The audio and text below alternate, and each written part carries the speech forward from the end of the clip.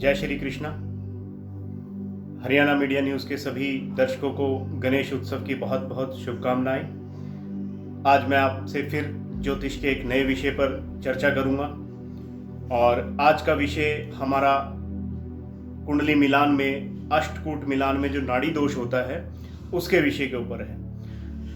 दर्शकों, जब आप अपने बच्चों की कुंडलियाँ लेकर किसी ज्योतिषी के पास जाते हो और वो कुंडलियों को देखकर ये बोल देते हैं कि आपके बच्चों की कुंडली में नाड़ी दोष है और उनका मिलान ठीक नहीं है, तो हमें बड़ा दुख होता है। आजकल के समय में वैसे ही रिश्ते करने बड़े मुश्किल होते हैं, रिश्ता कोई मिलता नहीं है और मिलता है तो इस तरीके के दोष आकर के माँ बाप बड़े परेशान हो जाते हैं। तो आज मैं आपसे इसी विषय पर चर्चा करूँगा कि नाड़ी दोष अगर किसी की कुंडली में है तो क्या उसका परिहार संभव है और वो किस तरीके से हमारे जीवन में प्रभाव डालता है। नाड़ी दोष 3 प्रकार का होता है, एक आदि नाड़ी, एक मध्य नाड़ी और एक अंत्य नाड़ी। 3 नाड़ियों को हमारे 27 नक्षत्रों में बांटा गया है।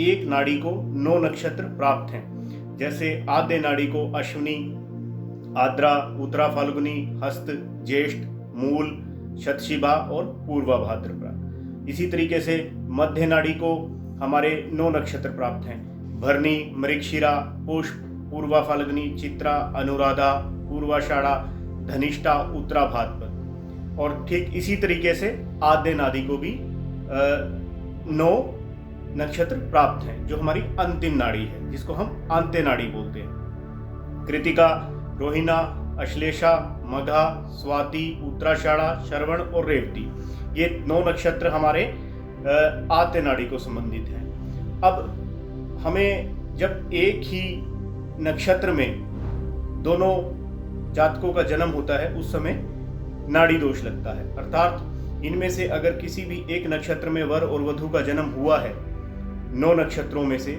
जैसे मध्य नाड़ी के 9 नक्षत्रों में से किसी का जन्म हुआ है तो उसे नाड़ी दोष लग जाता है और उसके आधार पर उसे 0 अंक प्राप्त होते हैं। जो टोटल अंक होते हैं नाड़ी दोष के वो होते हैं हमारे 8 अंक। किसी की कुंडली में नाड़ी दोष नहीं है तो उसे अष्टकूट मिलान में 8 अंक प्राप्त हो जाते हैं। तो दर्शकों, हमें ये देखना है कि क्या नाड़ी दोष का परिहार संभव है। जी बिल्कुल है। जब भी आप ज्योतिषी के पास जाएं तो उनसे एक बात जरूर पूछिए कि अगर हमारे बच्चों की जन्म कुंडली में नाड़ी दोष है तो क्या दोनों बालकों का जन्म एक ही नक्षत्र में है। अगर उनका जन्म एक ही नक्षत्र में है और उनके चरण अलग अलग हैं, यानी कि नक्षत्र एक है परंतु नक्षत्रों का चरण अलग अलग है, तो नाड़ी दोष नहीं लगता, वो नाड़ी दोष परिहार हो जाता है।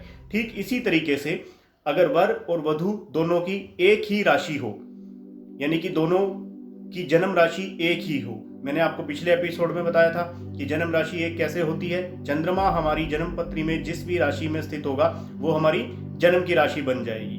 तो दर्शकों, हमें ये देखना है कि अगर दोनों का एक ही राशि है तो हमें नाड़ी दोष नहीं लगेगा, और दूसरा नक्षत्र एक है और उनके चरण अलग अलग हैं तो भी नाड़ी दोष नहीं लगेगा।